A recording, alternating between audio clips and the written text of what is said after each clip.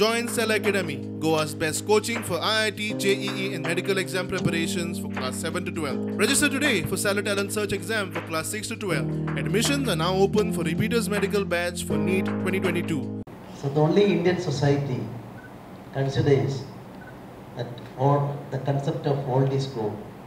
That is why not only in my Kerala, my home state Kerala, but in various parts of India, I don't know much about Goa on this aspect.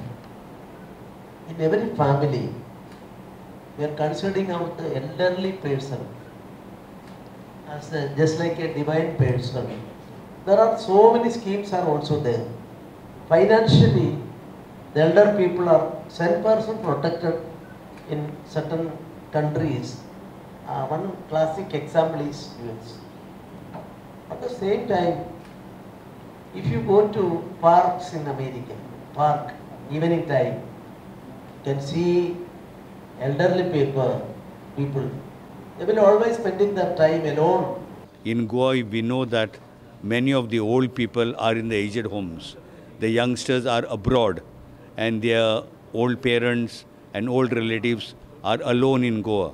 So they have to be in aged homes or alone at home.